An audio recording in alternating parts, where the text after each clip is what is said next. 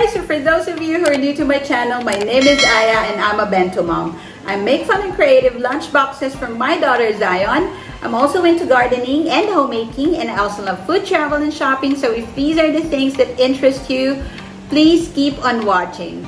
So happy Thursday guys, it's almost the weekend and I'm so excited because we're officially back to doing our bento videos or our bento tutorials. It's just that for the past few weeks, we have been busy with live TV guestings, TV interviews, featured articles because of the back to school craze for the past few weeks. Ayan. So, na-feature tayo ng ABS-CBN, GMA7, Net25, ng Inquirer, CNN Philippines, ayan. So, lahat ng features na yan, the links are all on my description box. So, I hope you're able to check them out.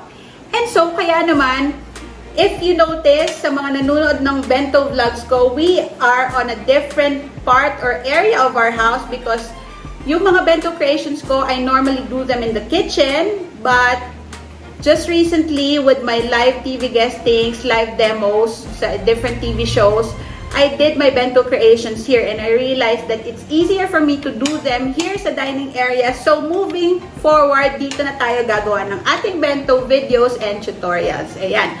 So, going back to our creation for today, we're gonna do another easy and quick na bento character na mafa-follow ng mga mommies, especially those who are starting their bento journey. So, samahan niyo ako for today.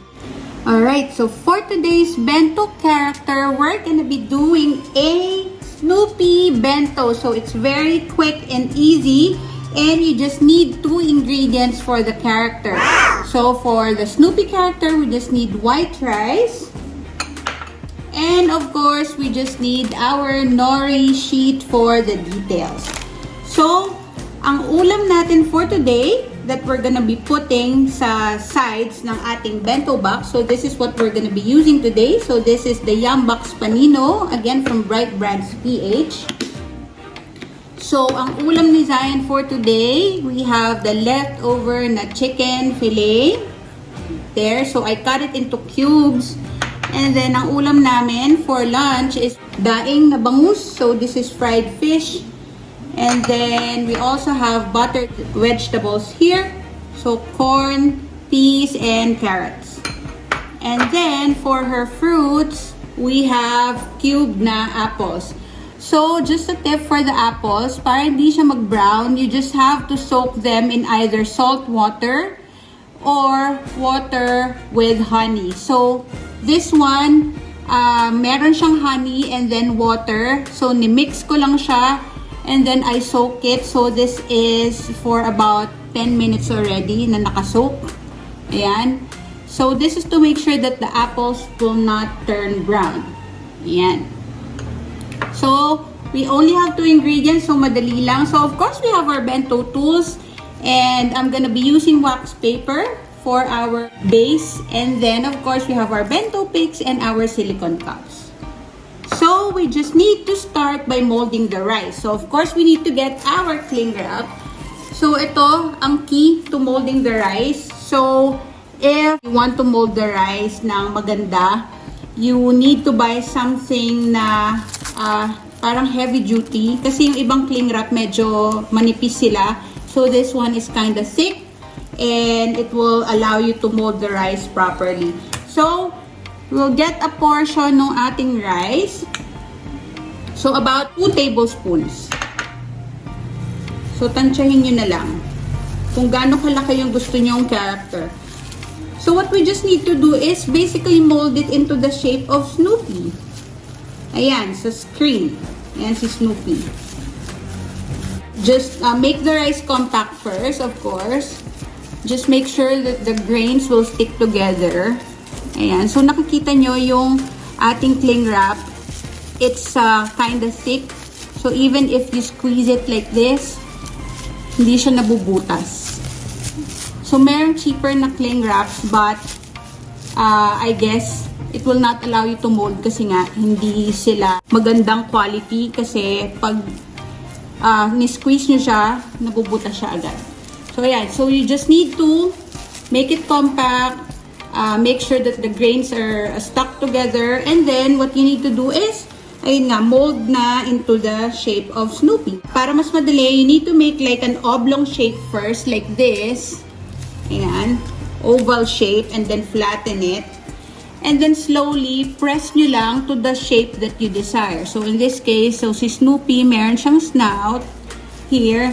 And then, dito sa kabilang side, naman, meron siyang ear. So, let's do it. So, para siyang hammer. Martilyo, di ba? Parang martilyo because, di ba yung hammer, meron ditong yung pangpukpok niya, and then here, yung parang handle. So, just imagine it na parang like, it's like a hammer na shape.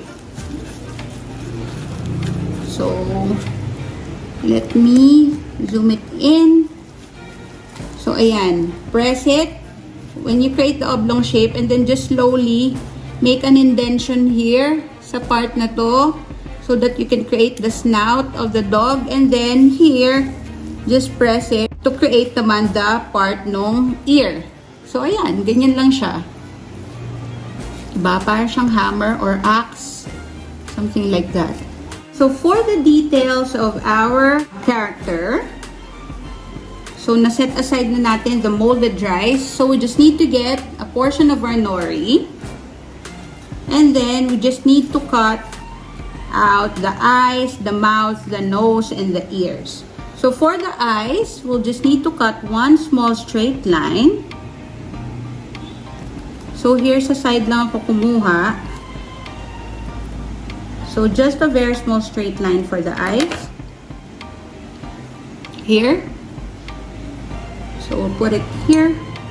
And then, for the mouth, we need one curved line. So, medyo pa-curve lang yung cut nyo. It's just like cutting paper. Okay. Just imagine the mouth smiling. So, ganong shape lang.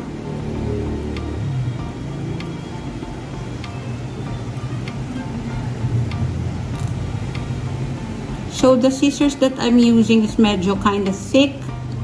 But you need, for it to be easier, you need a fine tip scissors. So, the Bento scissors are actually much smaller than this. You can find it online. Just search Bento scissors or Bento tools. So that you can cut the details much easier. Especially if you need smaller na details. So, this one is a curved line for the mouth. Ayan. So, we'll put it here. And then, we need a circle shape for the nose. So, just cut circle here. Out of the nori. So, very small portion lang ng nori yung need natin. Ayan. So, we have a circle shape. Kahit hindi perfect, okay lang. And then, lastly, we need a shape para sa ears. So, it's kind of like a raindrop na shape. Raindrop or teardrop na shape. So, it's gonna be like this.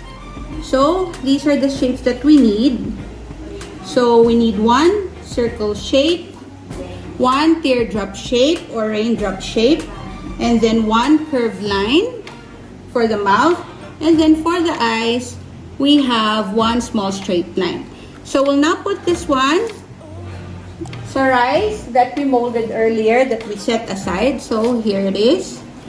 Yung shape ni Snoopy. So, let's open or unwrap the cling wrap from the rice. Ayan. So, let's put it. So, I'm using tweezers. But if you don't have tweezers, it's fine. We're gonna put the circle shape first. Here. Ayan, sa nose niya. Make sure that when you're putting nori, the rice is already cold. Kasi pagka ang rice nyo is hot pa, the nori will curl. So the eyes, we just need to put it here, there, and then yung mouth. Yan. Ang ears niya ay here. So there you go. So we now have our Snoopy character. Very easy, di ba? So we'll just need to put together our bento. So let's set everything aside and get our bento box. So ayan. So I'm using wax paper here. So again, you can buy this one also from Shopee. And then we'll just put our bento character. So we'll just unwrap it from the cling wrap. There. And then put the character here. And then for the ulam, so I'll get the silicone cups, of course. So this is also one easy way para hindi kayo mahirapan maghugas. Ayan. So that's why I tend to use these silicone cups para tatanggalin na lang. So here's the side na to. I'm putting the fish. And then on this side, we're gonna put the buttered veggies. There. And then here, I'll just scatter the cube, the chicken fillet leftovers here. And then, of course, in the middle, we'll put the apple slices. So, again, just remember the tip that I gave you earlier, so that the apples will not turn brown. So, we'll just put our bento sticks. They're so easy to do. And then here,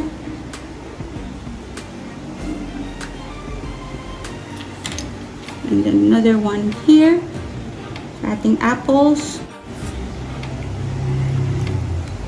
The food picks will also help your kids for them to be able to get the small food items. It's easier for them para hindi madumihan yung hands nila. So I'll just put the other picks here. Zion can just use the picks to get the chicken fillet here. There. So this is our finished product.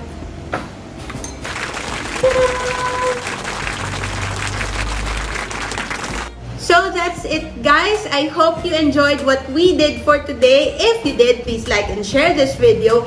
And also, please don't forget to subscribe to my channel and hit the notification bell para palagi kayong updated if I have a new video upload. Thank you very much for watching, guys. See you in my next vlog. Bye!